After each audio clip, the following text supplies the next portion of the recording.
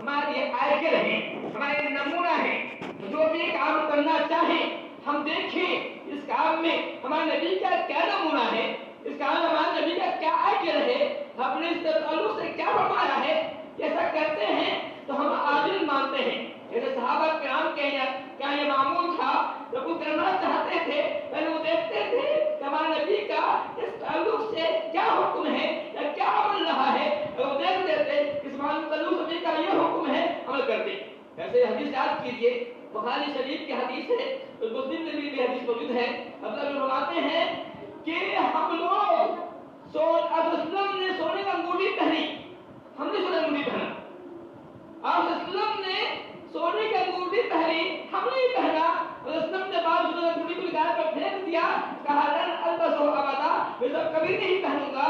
ماتے ہم نے بھی پھینک دیا، ہم نے وہ کبھی نہیں پہنا. نبی نے پہنا، ہم نے پہنا. نبی نے نکال کے چھوڑ نکال کے پھینک دیا، ہم نے بھی پھینک دیا. تو کہنے مطلب یہ ہے کہ نبی ہمارے لیے نمونہ ہے. صبح ہے نمونہ ہے کس چیز میں؟ نمونہ ہے عبادت میں. آپ نے اللہ کی عبادت کی ہے، اللہ کے رب سے اور بات نہیں کی ہے. آپ نے اللہ کو پکارا ہے. جب مصیبت آئی ہے، پریشانی آئی ہے، تکلیف آئی ہے، تکلیف آپ کو بھی آئی ہے، آپ کو ابھی تک دکھ ہوئے ہیں، آپ بھی بیمار پڑے ہیں، آپ کو چوٹ لگی ہے، آپ کو دانت توڑے گئے ہیں. جب آپ کو مصیبت آئی اللہ کو پکارا ہے آپ نے، یہ آپ مطلب کو خطبہ مانتے ہیں. مطلب یہ ہے کہ ہمیں اللہ کو پکاریں. جب مصیبت آ رہی ہے، پریشانی آ رہی ہے، تکلیف آ رہی ہے، فارغ کشی آ رہی ہے، غربت کا معاملہ ہے، کوئی معاملہ ہے، ہمیں اللہ کو پکارے. نبی کو خطبہ ہے.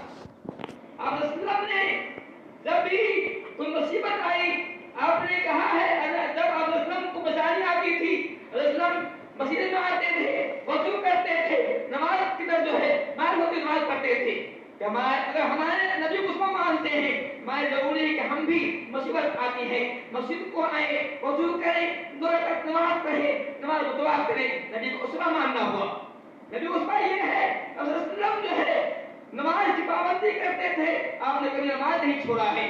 سفر میں ہو، حضر میں ہو، گھر میں ہو، باہر ہو، مقیم ہو، مسافر ہو، صحت سے ہو، بیمار ہو، آپ نے کبھی نماز نہیں چھوڑا ہے. نبی اس کو سنانے مطلب یہ ہے کہ ہم بھی نماز نہ چھوڑیں، چاہے معاملہ کچھ بھی ہو جائے، گھر میں ہو، گھر سے باہر ہو، چاہے ہم کسی حال میں ہو، نماز پڑھیں. اگر ہم نبی کو اس کا مانا ہے ہمیں پڑھنا چاہیے. اگر نبی اس کا نہیں مانتے ہیں تو معاملہ الگ ہے. لیکن ہمارا معاملہ کیا ہے؟ کیا ہم نماز پڑھتے ہیں؟ کیا ہم نماز کی پابندی کرتے ہیں؟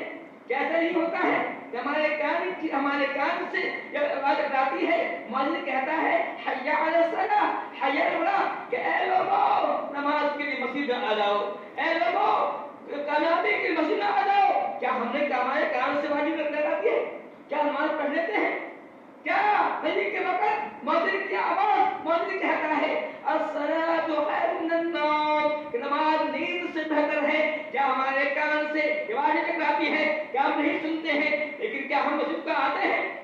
اگر ہم نبی کو سا مانتے تو مسجد کو آتے. لیکن حقیقت یہ ہے ہم زبان سے کہتے ہیں کہ ہمارے نبی ہماری اسوہ ہیں، آئیڈیل ہیں، نمونہ ہیں، لیکن ہمارا عمل بتا رہا ہے ہم اپنے دعوے میں جھوٹے ہیں، ہمارا عمل جو ہے صحیح نہیں ہے.